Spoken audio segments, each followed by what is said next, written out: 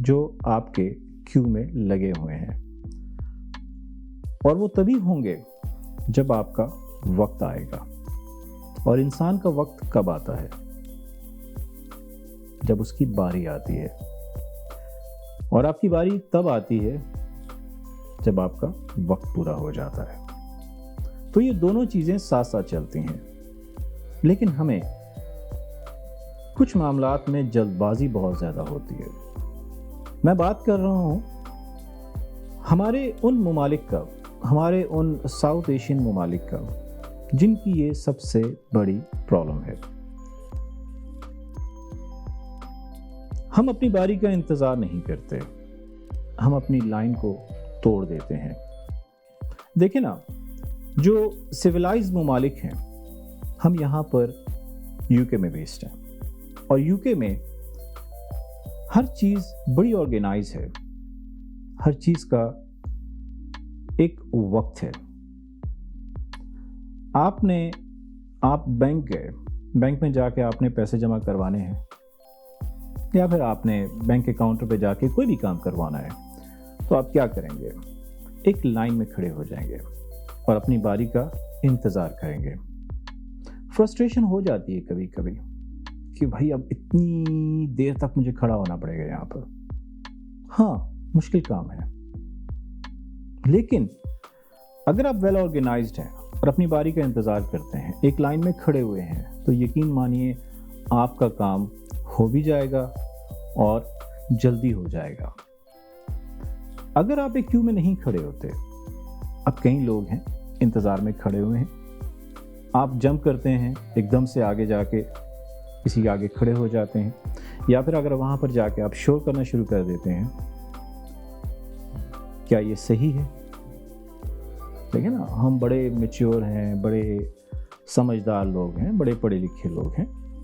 ایک ہوتا ہے شعور اور ایک ہوتی ہے تعلیم۔ ہمارے پاس تعلیم بھی ہے، ہمارے پاس شعور بھی ہے، تہذیب بھی ہے، سب کچھ ہے ہمارے پاس، لیکن صبر نہیں ہے۔ اگر آپ صبر کریں گے تو آپ کی باری ضرور آئے گی۔ اپنی باری کا انتظار کیجیے۔ چاہے آپ ٹرین میں بیٹھنا چاہتے ہیں، چاہے آپ بینک میں کسی کام سے گئے ہیں، چاہے آپ سینما گئے ہیں، آپ ٹکٹ کے لیے ویٹ کر رہے ہیں، چاہے آپ کوئی بھی کام کرنے جا رہے ہیں۔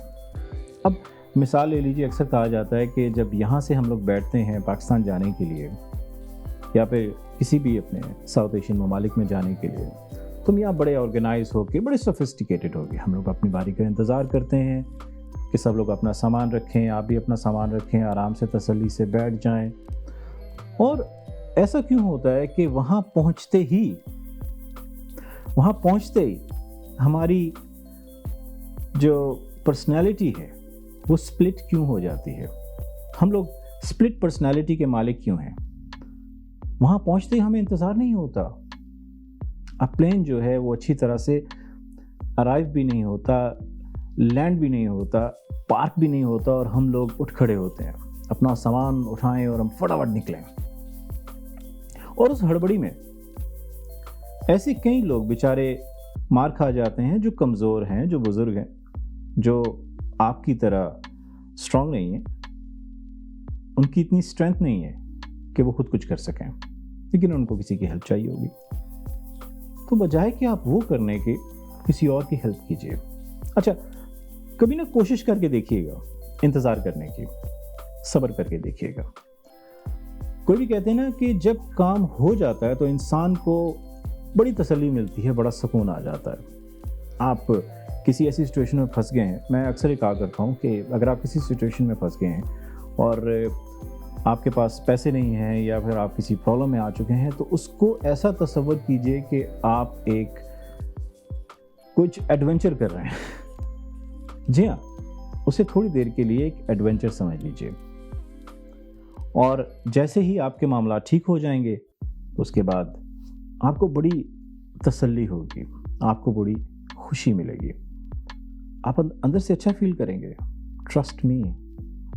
اور یہ چیزیں یہاں ہوتی ہیں اس ملک میں یو کے کی اگر بات کروں، یہاں پر जितनी भी कौम है, जितने भी लोग हैं, मल्टी नेशनल हैं, न जाने कहाँ कहाँ से आए हुए हैं।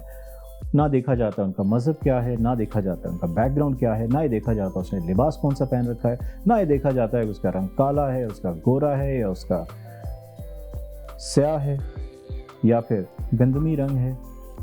कुछ भी नहीं देखा जाता।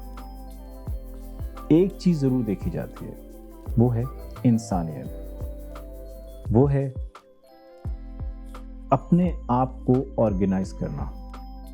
ये बहुत ज़रूरी है। अगर हम ऐसा नहीं करेंगे तो कौन करेगा?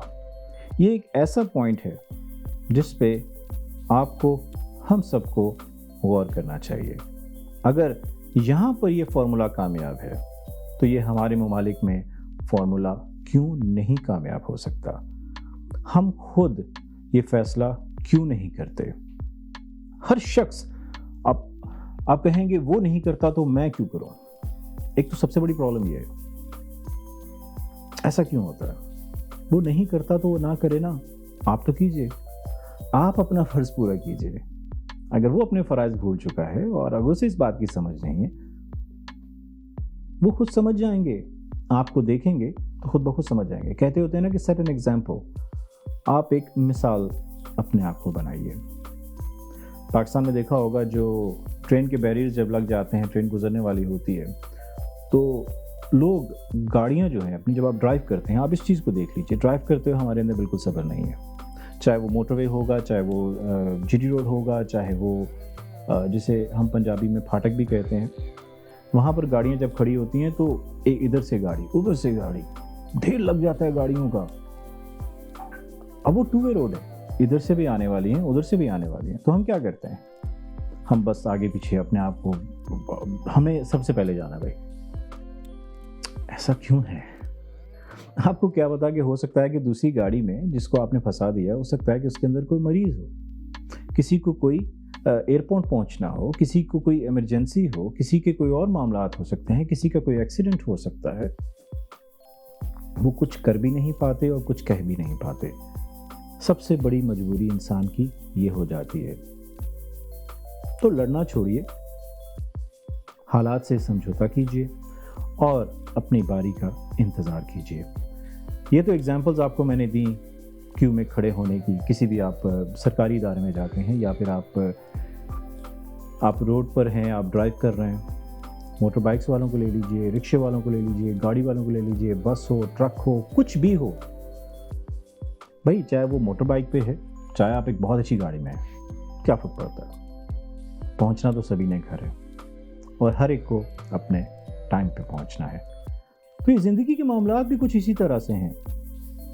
आपको वक्त पर पहुंचना है तो अपनी बारी का इंतज़ार कीजिए। वो कहते हैं ना कि मेरा भी वक्त आएगा, हर एक का वक्त आता है, लेकिन उसके लिए सब्र और इंतज़ार दो बहुत ही इम्पोर्टेंट पहलू हैं जिस पर हमें गौर करना है। उम्मीद है आप इस पर गौर करेंगे। पॉइंट टू बी नोटेड में आपसे फिर बात होगी। अल्लाह हाफिज़।